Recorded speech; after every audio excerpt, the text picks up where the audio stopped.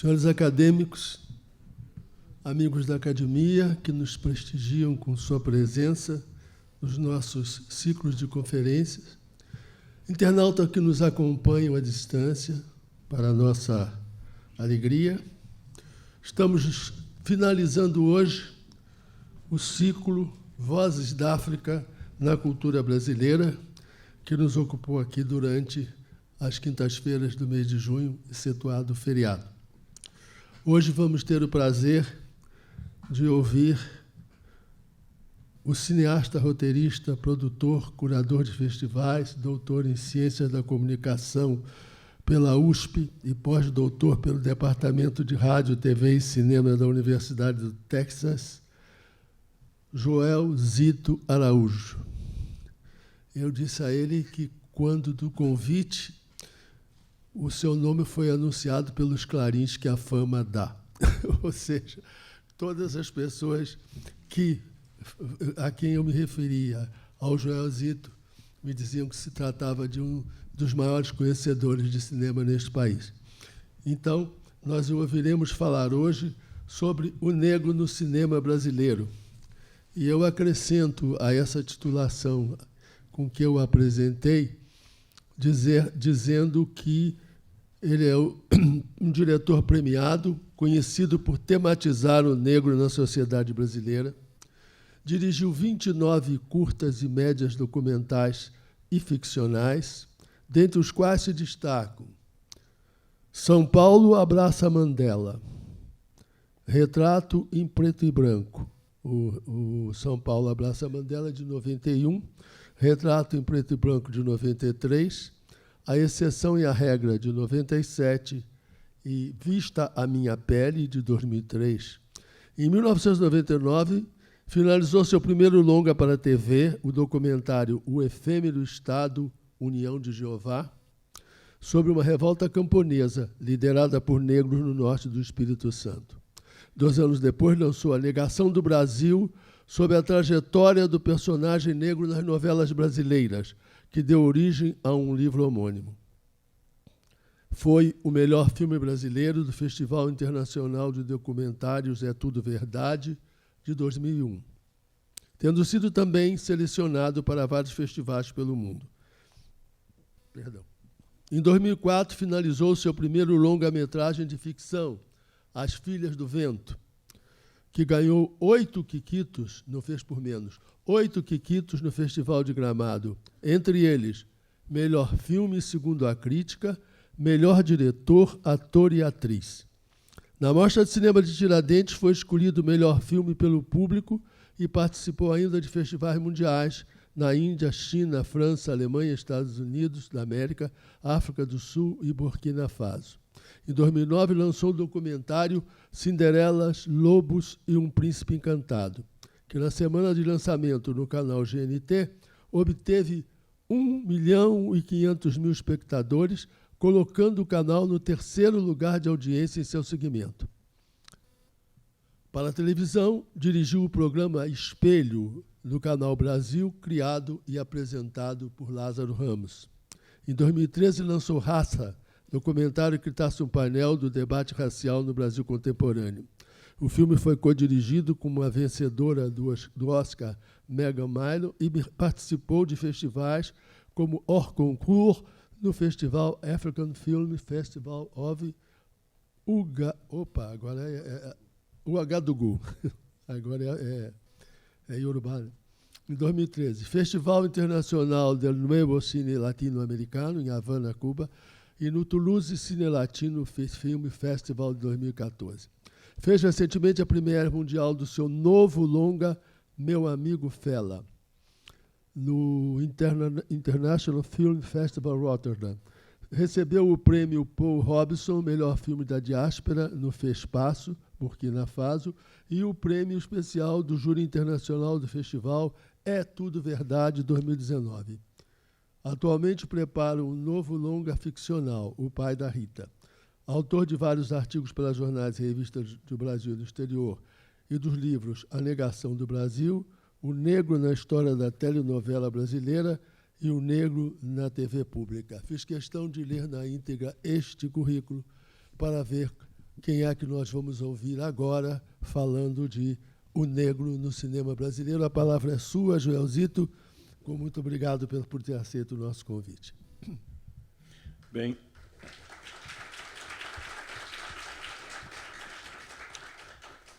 muito obrigado pela simpática e generosa apresentação. Eu quero dar boa noite a todas e a todos aqui presentes. E, antes de tudo, expressar o meu agradecimento por esse convite que muito me honra, especialmente considerando que eu creio que eu seja o primeiro cineasta afro-brasileiro convidado para expor na Academia Brasileira de Letras, especialmente, com certeza, com esse tema, eu sou o primeiro. Então, eu agradeço imensamente, me sinto mais honrado ainda por ver aqui na plateia muitos amigos que vieram me ouvir, por ver aqui um dos cineastas brasileiros que eu mais admiro e respeito, Cacá Diegues, que também é membro da academia, pela presença dos acadêmicos que estão aqui presentes, enfim. É uma honra enorme, isso é histórico para mim. Bem, como se é de imaginar, esse tópico negro no cinema brasileiro é um assunto vasto, mesmo considerando a força que a política de branqueamento da população brasileira, iniciada nos tempos coloniais, e o racismo de sua consequente estética do branqueamento, que excluiu centenas ou milhares de afro-brasileiros das funções de atores, atrizes, diretores, diretoras e técnicos da indústria cinematográfica brasileira. Abordar, portanto, esse tema em 50 minutos, né, exige síntese, exige seleção, exige foco. Portanto, para mim, é um desafio. Eu espero atender. Eu normalmente gosto de preparar minhas anotações que servem de guia para conferências mais espontâneas. Mas eu confesso, diante de uma audiência tão importante, eu abri mão desse hábito, mesmo sabendo da perda de charme que temos quando abandonamos a fala espontânea e optamos por ler um texto. Mas pode ficar à vontade. Tá bom. Então, eu vou fazer aqui, nessa conferência, 3 recortes que me parecem ser os mais fundamentais para compreendermos a complexidade desse tema, suas contradições, seus elementos positivos e seus elementos negativos. Eu pretendo aqui, hoje, destacar as consequências negativas para a população negra de como o cinema incorporou o mito da democracia racial, que perdurou por quase todo o século XX, e da estética do branqueamento, filha pródiga deste mito, que norteou as escolhas de elencos e as formas de representação do negro no audiovisual brasileiro. Vou buscar demonstrar como a dificuldade dos nossos produtores, patrocinadores, críticos e também dos cineastas com poder de realização em compreender a beleza estética do segmento negro e a emergência do movimento de negritude no século XX tornaram-se uma força sutil, por que não evitar de dizer racista, que impediu o desabrochar e o crescimento de carreiras e talentos. E, por fim, eu vou buscar nos números a demonstração definitiva do tamanho do buraco social que temos, acreditando que a consciência disto é o melhor caminho para resolvê-lo. O que é uma tarefa futura não só do segmento racial negro, mas de todos. E um desafio que temos em comum pela frente, especialmente considerando a estreita relação entre as letras, o cinema e a indústria audiovisual. Eu gostaria de começar a minha conferência com história leve, gostosa e pitoresca. Reza a lenda que essa história se inicia com umas doses de uísque em uma festa alegre de um apartamento parisiense, nos anos 50. Vamos aqui imaginar a cena. Nessa festa, abraçando os copos de uísque, se aproximam e iniciam uma conversa simpática um cônsul brasileiro, um poetinha querido de todos nós, Vinícius de Moraes, com um cineasta francês, Marcel Camus, que anos depois alcançaria um grande renome internacional ao ganhar um Oscar que até hoje confunde o mundo como um Oscar para um filme brasileiro. A obra em questão é Orfeu Negro, uma obra que vai mudar positivamente a imagem do Brasil no exterior a partir dali. Eu vou antecipar a parte pitoresca. Por que não afirmar orgulhosamente que tal encontro terminou por ser a primeira pedra para a futura eleição do primeiro presidente negro da nação mais poderosa do mundo, Barack Obama? De onde eu tirei isto? Esse elemento pitoresco pode ser constatado no livro A Origem dos Meus Sonhos, a autobiografia de Barack Obama. No livro, o presidente americano, o ex-presidente americano, descreve a noite em que, aos 16 anos, acompanhou a mãe ao cinema para assistir ao filme Orfeu Negro. E a conversa posterior em que ela conta que para o filho que foi após assistir aquele filme que teve a sua sensibilidade aberta para a beleza de um homem negro. E logo depois encontra e se encanta pelo pai de Obama. Então, quem diria que o nosso poetinha, junto a Antônio Carlos Jobim, a equipe do TEM, dirigida por Abdias do Nascimento, e o trabalho da atriz Léa Garcia estão por trás da história do nascimento de Barack Obama. É importante recordar que Orfeu da Conceição foi inicialmente uma adaptação para o teatro em forma de peça musical do mito grego de Orfeu transposto para a realidade das favelas cariocas. A obra marca o encontro artístico de Vinícius de Moraes com Antônio Carlos Jobim, que musicou todo o espetáculo. O espetáculo estreou no Teatro Municipal do Rio de Janeiro em 25 de setembro de 1956 e ficou 10 dias em cartaz. Com cenários de Oscar Niemeyer e encenado pelo TEM, Teatro Experimental do Negro, sob a batuta do querido Abdias do Nascimento. Foi a segunda vez que um elenco negro ocupava o mais famoso teatro brasileiro da época. O filme premiado com a Palma de Ouro no Festival de Cinema de Cannes, na França, e com o Oscar de melhor filme em 59 de língua estrangeira, foi fruto dessa associação entre o charme e criatividade de Vinícius de Moraes com a contemporaneidade e sensibilidade do cineasta francês, a que já me referi, que estava atento ao que acontecia no mundo intelectual da negritude que agitava Paris naquele período. Nos anos 50, Vinícius atuou no campo diplomático em Paris e em Roma, onde, segundo a Wikipédia, costumava realizar animados encontros na casa do escritor Sérgio Buarque de Holanda. Então, portanto, indiretamente, parece que podemos ter um outro grande nome envolvido com a história do nascimento do Barack Obama. Eu trago esse caso pitoresco com o intuito de ilustrar um dos grandes equívocos da parcela mais ilustrada da história do cinema brasileiro, que muito admiro, e, de certa forma, para justificar porque afirmo que o segmento audiovisual é aquele, historicamente, que mais discriminou o segmento populacional negro.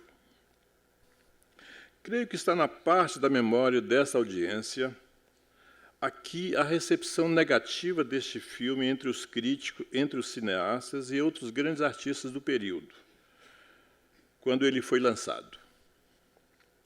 O filme teve dois tipos de críticas que sintetizam as nossas dificuldades com a presença e herança negra no audiovisual brasileiro. As polêmicas começaram no Brasil antes mesmo da primeira apresentação em Cannes. O filme foi classificado na seleção francesa por recusa dos diplomatas brasileiros em escrevê-lo como um filme brasileiro. Os diplomatas do Itamaraty temiam que um filme com personagens negros e incorporando nossas favelas reforçaria a má imagem do país no mundo, conforme relatou Vinícius de Moraes numa entrevista que deu em 1967 para a equipe do Museu Imagem do Som. Este foi o primeiro tipo de crítica que, na realidade, fazia eco com o que já tínhamos lido nos primórdios da crítica do cinema brasileiro, da crítica cinematográfica no Brasil, quando, no final dos anos 20, o editor da revista Cinearte, indignado também com a imagem do Brasil veiculada pelos filmes produzidos até então, escreveu: quando deixaremos dessa mania de mostrar índios, caboclos, negros, bichos e outras aves raras desta infeliz terra aos olhos do espectador cinematográfico? Vamos que, por acaso, um desses filmes vá parar no estrangeiro. Além de não ter arte, não haver técnica nele, deixará o estrangeiro mais convencido do que ele pensa que nós somos, uma terra igual ou pior a Angola ou ao Congo. E, conforme ele, a solução seria: fazer um bom cinema no Brasil deve ser um ato de purificação da nossa realidade, através da seleção daquilo que merece ser projetado na tela, o nosso progresso, as obras de engenharia moderna, nossos brancos bonitos, nossa natureza. Portanto, aqui temos repetido e condensado o enorme preconceito que nasceu muito antes. E temos também o início da demarcação de uma estética baseada na celebração da branquitude e do arianismo que moveram o cinema e a televisão brasileira desde então. O segundo tipo de crítica, sintetizada na expressão macumba para turistas, veio de um segmento que naturalmente não abraçava tal fervor pela celebração da superioridade branca. Na realidade, a estética deslumbrante de Orfeu Negro chocou-se também com um novo movimento artístico-cultural do mundo audiovisual, o cinema novo, caracterizado pelo projeto de criar um moderno e autêntico cinema brasileiro que descolonizasse a linguagem dos filmes e abordasse criticamente o subdesenvolvimento, as desigualdades sociais, a penúria do segmento subalterno, as contradições e outras mazelas do país. Não é fortuito que grande parte dos realizadores do cinema novo fossem de esquerda e tiveram passagem pelo CPC, Centro Popular de Cultura, da UNE, União Nacional dos Estudantes. Portanto, a nossa primeira brilhante geração de cineastas, ao achar que faltava realismo e autenticidade ao filme Orfeu Negro, não parece ter compreendido o contexto que deu as bases para as escolhas estéticas de Marcel Camus. Voltemos ao contexto que deu a Marcel Camus as bases de sua história e escolhas estéticas. Ele acompanhava com encanto a intensa movimentação do movimento de negritude em Paris. E aqui vou tomar um tempinho de vocês para rascunhar este momento histórico. Na década que precedeu o lançamento de Orfeu Negro, o mundo negro passava por uma grande transformação, por um processo intenso de consciência da necessidade de organizar e celebrar a sua força e beleza cultural e estética. Décadas do movimento literário conhecido como negritude, que agregou escritores negros oriundos dos países que foram colonizados pela França e que fundou a revista literária Presença Africana, em 1946, associados a grandes nomes que surgiram no movimento cultural Harley Renaissance, renascimento do Harley, nos Estados Unidos da América, confluíram para realizar, em 19 de setembro de 56, em Paris, a primeira conferência dos escritores negros e artistas, também conhecidos na época como Bandung Cultural. Este apelido surgiu em referência à grande conferência política, a Conferência de Bandung, que reuniu 29 países asiáticos e africanos em Bandung, Indonésia, em abril de 55, com o objetivo de mapear o futuro de uma nova força política global que passou a ser chamada de Terceiro Mundo. A Conferência de Escritores e Artistas em Paris, em 1956, reuniu artistas, intelectuais e ativistas de várias partes do mundo que pretendiam compilar um inventário cultural das culturas negras do mundo. Entre os participantes estavam Aimé Césaire. Isso ainda é uma foto da Conferência de Bandung. Então estavam Aimé Césaire, Leopold Senghor, James Baldwin, Richard Wright, Josephine Baker, Frantz Fanon, Cheikh Anta Diop, Claude Lévi-Strauss, Jean-Paul Sartre e Pablo Picasso. Simultaneamente, em Paris e Marsella, estava nascendo o cinema negro africano. Em 1955, um grupo de estudantes africanos do IDEC, sob a direção de Pauline Vieira, realizam aquele que é considerado o primeiro filme negro, A África sobre o Sena. E do grupo participa indiretamente Mapeace Dawn, atriz norte-americana que interpretará Eurídice em Orfeu Negro, que já vivia em Paris desde o início da década, cantava em boates e, mais tarde, casará com Marcel Camus. Neste momento, vive em Marsella o escritor e cineasta considerado unanimemente como o pai do cinema negro africano, Ousmane Sembène, que vai lançar em 59 sua primeira obra literária e, em 63, o seu primeiro filme.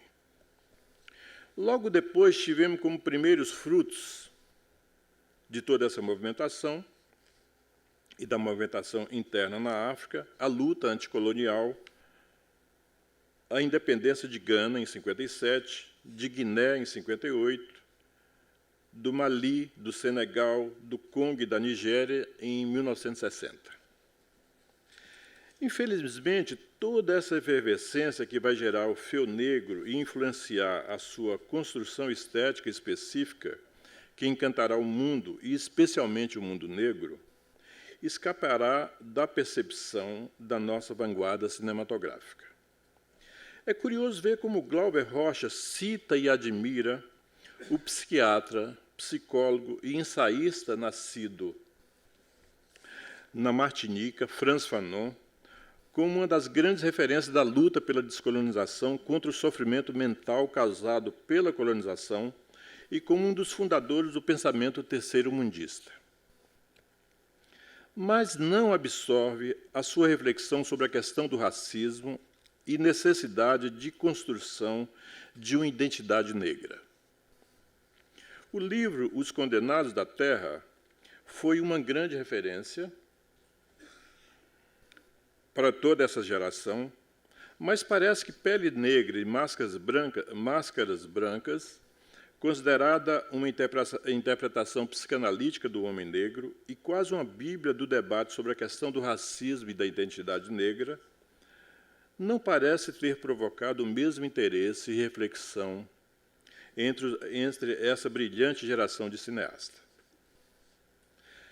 É mais curioso ainda que esse conjunto de atores negros tratados esteticamente como bonitos e que de fato eram, especialmente Mapeace Dawn, embaixo, o Breno Mello e Léa Garcia, não provocou nenhuma surpresa ou encantamento aos olhos dos brasileiros em geral e da nossa vanguarda cinematográfica em particular.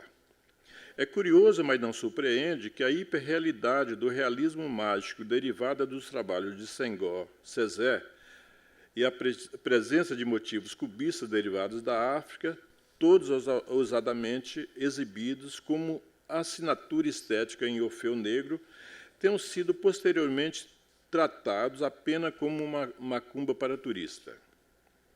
E mais, a ideia de retratar a encosta do rio de uma maneira mítica foi quase imediatamente entendida no Brasil como uma compreensão superficial da realidade nacional, e como um meio de exportar uma imagem pitoresca e exótica do país no exterior. Lembro aqui de minhas conversas com a querida Ruth de Souza, e minha surpresa quando ela mencionou que só percebeu que foi uma mulher jovem, uma mulher madura, bonita, quando chegou à maturidade. No seu tempo de juventude, ela não encontrou nenhum espelho nos olhos dos brasileiros que a permitissem sentir assim. É também curioso que a linda e magnética Zezé Mota declare que, depois do sucesso do filme Chica da Silva, do querido Cacá, ao contracenar com um galã da época na telenovela Corpo a Corpo, nos anos 80, ela ficou chocada ao ouvir a mensagem de um racista alucinado na secretária eletrônica do ator Marcos Paulo, dizendo que não entendia como ele podia beijar uma negra assim tão feia e nojenta como ela. São histórias tristes que nós teremos de carregar eternamente. Bem, creio que já temos exemplos suficientes para passar para a próxima etapa e fechar por hora este que é um dos problemas que o cinema brasileiro carrega até hoje. Uma visão estética distorcida, colonizada, celebrativa da beleza ariana como superior. E é isso que chamo de estética do branqueamento. Uma visão estreita que ignora que a beleza ou a feiura não é privilégio de nenhuma raça ou etnia. E que o branco deve parar de ser celebrado como a melhor ou única representação do ser humano. E o negro deve parar de ser representado como o melhor exemplo da feiura, do atraso e da pobreza. Para concluir essa primeira parte, eu gostaria de citar as reflexões de um sociólogo que faz sempre a minha cabeça, Muniz Sodré. Ele diz: acontece que as elites brasileiras, sujeitos de um patrimônio civilizatório colonial, sempre tentaram pautar-se por padrões de identificação coletiva afinados com a Europa, o continente da civilização branca. A branquitude é o paradigma antropológico hegemônico. É como se a pele branca constituísse uma espécie de ocidente absoluto. Os negros, portanto, não trouxeram somente uma religião, uma comida ou uma cultura, eles trouxeram uma civilização. São milênios de história, são centenas de reinos, alguns deles milenares, são experiências que se acumularam em um continente que foi o centro do mundo por milhares de anos, que tinha rotas de trocas comerciais, culturais, artísticas, com outras civilizações avançadas da Ásia, como Índia e a China, em um período em que a Europa era considerada atrasada e bárbara.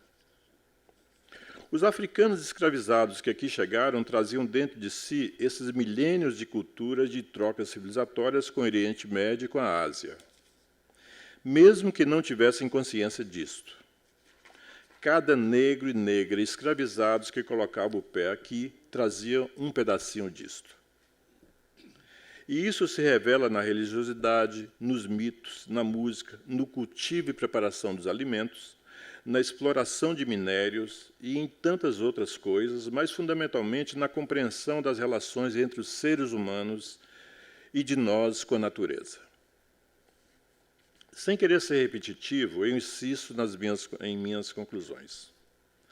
Essa geração tão criativa do cinema novo, que estava na linha de frente da reflexão sobre a realidade brasileira, na busca de uma identidade nacional autêntica do cinema e do homem brasileiro, e à procura de sua revolução, não compreendeu com o alcance necessário o que se passava no mundo negro nos anos 50 e 60. Mesmo que tenhamos para celebrar as grandes obras que vieram logo depois, como aquelas de Cacá Diegues, como Ganga Zumba e depois Chica da Silva. Mesmo que tenhamos o Muleto de Ogum, do também querido Nelson Pereira dos Santos. Mesmo que tenhamos Ladrão de Cinema, de Coni Campos. Somente no meio dos anos 80 é que, em Quilombo de Cacá Diegues, veremos uma celebração da beleza negra. E, mesmo assim, acabamos por ver nessa história, nesse momento, de certa forma, uma repetição do mesmo tipo de crítica que sofreu o Orfeu Negro. O filme foi acusado por setores da crítica e por pares também do meio audiovisual de estar carnavalizando a história da resistência negra. Glauber Rocha, que registro como um parágrafo à parte, por sua vez, talvez é aquele que mais expressa as contradições e os extremos que um artista pode carregar dentro de si e de sua obra. E não é possível falar do negro no cinema brasileiro sem citá-lo e sem citar Antônio Pitanga. Em Barravento, Glauber faz um filme que começa alertando sobre o perigo do misticismo das religiões negras e conta uma história que encerra com a vitória da racionalidade contra esse misticismo, mas é, ao mesmo tempo, uma celebração e um encantamento visual com essas mesmas religiões e seus mitos. Mais tarde, Glauber vai criar como personagem um Cristo negro, vivido por Antônio Pitanga. Vai à África rodar Leão de Sete Cabeças, em um período que tinha fama e conexões para fazer na Europa o filme que quisesse. E vai afirmar-se como filho de protestante de formação, mas filho de Xangô de coração.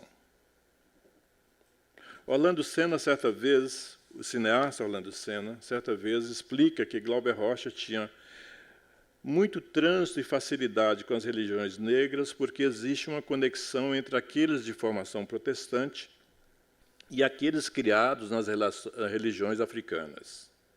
Nenhum deles tem necessidade de uma intermediação com o divino. Nenhum deles precisa de um papa. Mas na parte de trás da cabeça de toda essa geração, e mesmo das gerações posteriores, estava um pensador que sempre foi fundamental para compreender o homem e a cultura brasileira. Gilberto Freire, autor do clássico Casa Grande e Senzala. Entretanto, creio que escapou para a maioria desta geração que mesmo um intérprete tão genial não escaparia das amarras de sua formação. Em sua interpretação de como fomos conformados, ele, em síntese, afirma que viemos de Portugal e temos um jeito específico de ser por esta herança lusitana. Em sua visão romantizada do colonizador, ele descreveu o português como um espanhol sem a flama guerreira nem a ortodoxia dramática, um inglês sem as duras linhas puritanas.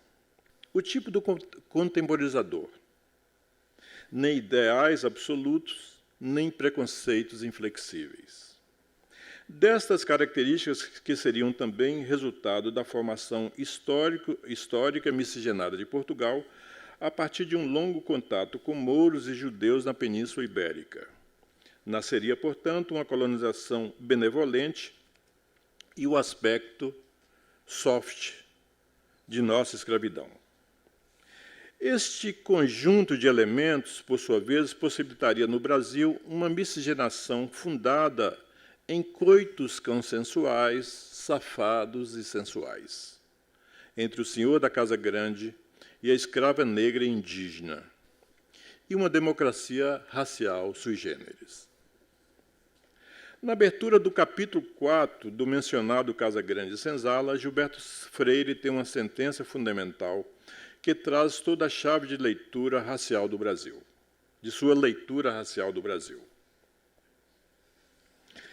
Ele diz: todo brasileiro traz na alma, quando não na alma e no corpo, a sombra ou a pinta do indígena e do negro, porque teria sido embalado por uma mucama negra, ou sido iniciado sexualmente no amor físico por uma mulata, e também porque teve um moleque como companheiro. E aqui está o lugar de fala de Gilberto Freire. O brasileiro de Freire era homem, branco e ex-senhor, o filho de um senhor de escravos. Este é o elemento-chave para ler o cinema brasileiro e o negro no cinema brasileiro, hoje e em toda a sua história. O negro sempre foi o outro, o indesejado. Admite-se até que o brasileiro carregue em si um pé na cozinha ou na África, como diria o ex-presidente Fernando Henrique Cardoso, ou a marca da influência negra, como diria Gilberto Freire. Mas o brasileiro é naturalmente branco. Esta eliminação da noção de alteridade em um país multirracial de minoria branca e essa centralidade do segmento branco na percepção do mundo são parte, portanto, dos paradigmas fundamentais que conformaram o cinema brasileiro e seus autores. Hoje, aproximando-se da terceira década do século XXI, já não causa mais surpresa ou comichão a afirmação de que nunca fomos um exemplo para o mundo de democracia racial. Creio que o segmento audiovisual é a melhor demonstração disso. É aquela área na sociedade brasileira em que o racismo estrutural do país trouxe os resultados mais dramáticos. Todas as pesquisas existentes demonstram que a telenovela, assim como o cinema brasileiro, sempre negaram a representação da diversidade racial brasileira, um país de minoria branca com a população afrodescendente, constituída de pretos e pardos, que corresponde ao montante de 54,9% do total de uma população de 205 milhões de habitantes. Estou me referindo aqui à última PNAD de 2016, por isso esse número de 205 milhões.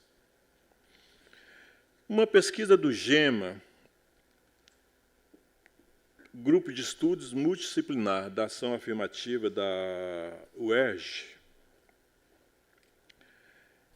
sobre a cara do cinema nacional, é bastante ilustrativa da ausência de negros e negras no setor audiovisual brasileiro. Buscando avaliar o conteúdo dos filmes mais vistos a cada ano, no período entre 2002 e 2014, para mapear a diversidade de gênero e de raça e compreender o papel que esta diversidade assumiu nos filmes, este núcleo de pesquisa trouxe os seguintes resultados.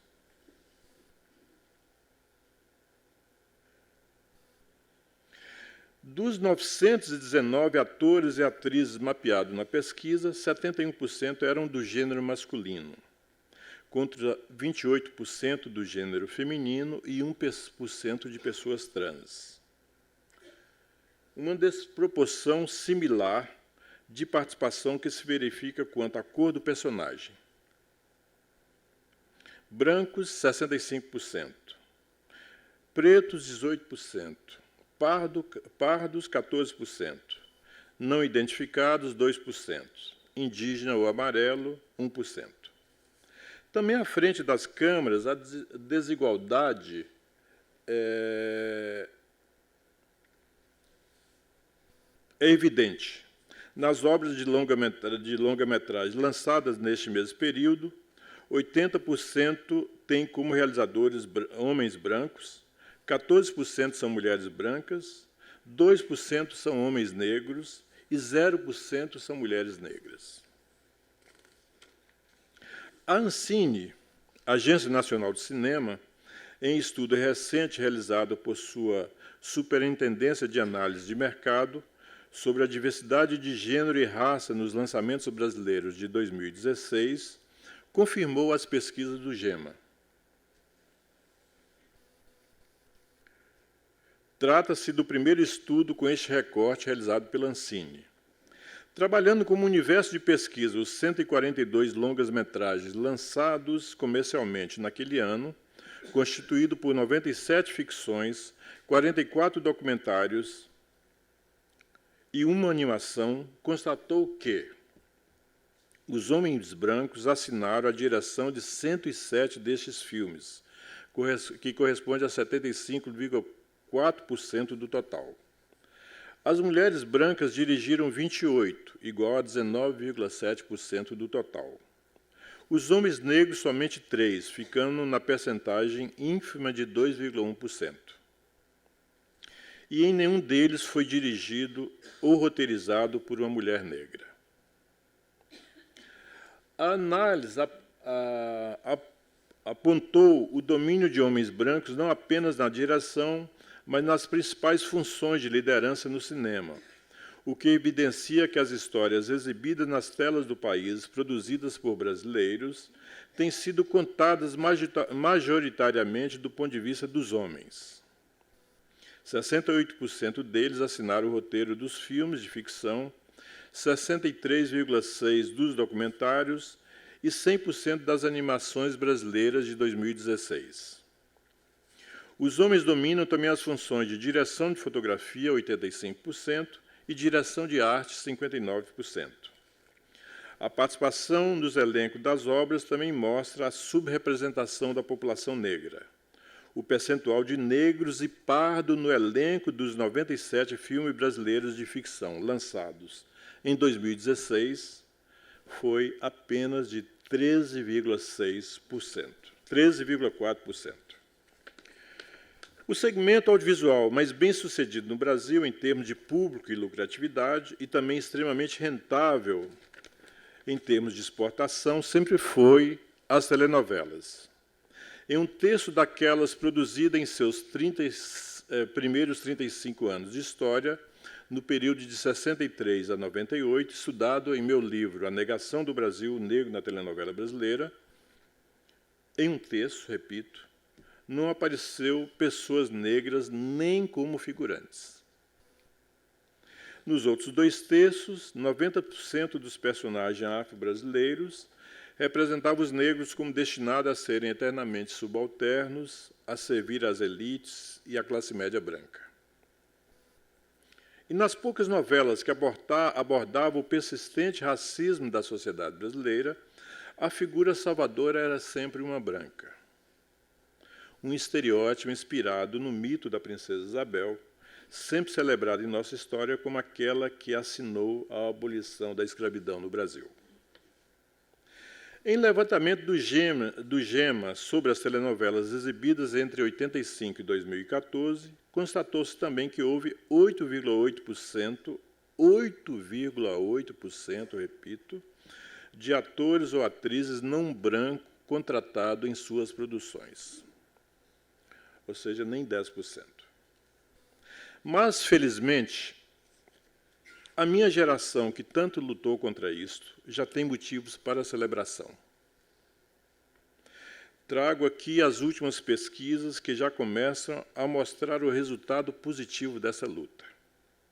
Nesse mês de junho de 2019, a Ancine divulgou um novo levantamento sobre raça e gênero nas produções nacionais apoiadas pelo Fundo Setorial do Audiovisual, apresentando um surpreendente panorama resultante da aplicação de políticas de cotas para mulheres, negras e indígenas no audiovisual, na agência, na Ancine. Dos 300 filmes de longa-metragem selecionados nos editais do Fundo Setorial, 96, ou seja, 32% deles, foram dirigidos por mulheres. 45 filmes, 15% deles, foram dirigidos por negros e negras, ou seja, pretos e pardos. Considerando só os pretos, foram 17 filmes, 5,6%. e 3 filmes foram dirigidos por indígenas. Ou seja, por isso que nós temos, nesse momento, de celebrar, porque eu acho que já existe algo de novo sob o sol. Para concluir essa conferência, eu vou pedir desculpa por repetir o que já disse no início.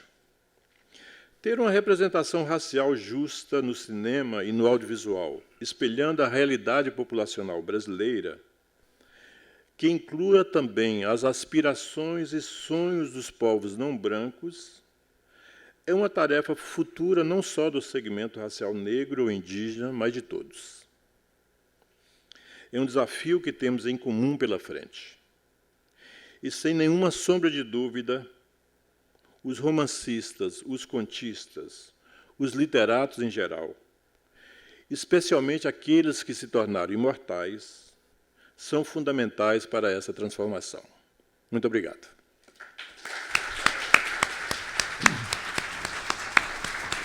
Obrigado, querido. Maravilha. Bem, eu quero pedir permissão porque, para um pequeno comentário, o começo da fala, o início da fala do Joelzito me fez navegar nas águas fluidas da memória e, de repente, encontrar um jovem estudante de letras no bar da Faculdade de Filosofia, que ficava ao lado do consulado da França. E esse jovem foi surpreendido por 2 pessoas muito bem apessoadas que chegaram e fizeram as seguintes perguntas. Você não nos conhece e tal, mas nós sabemos quem você é, estudante aqui, está estudando letras aqui. Queríamos fazer algumas perguntas. Pois não, cara. Você fala francês? Falo razoavelmente. Conhece samba? Sim, conheço. Seria capaz de cantar um samba?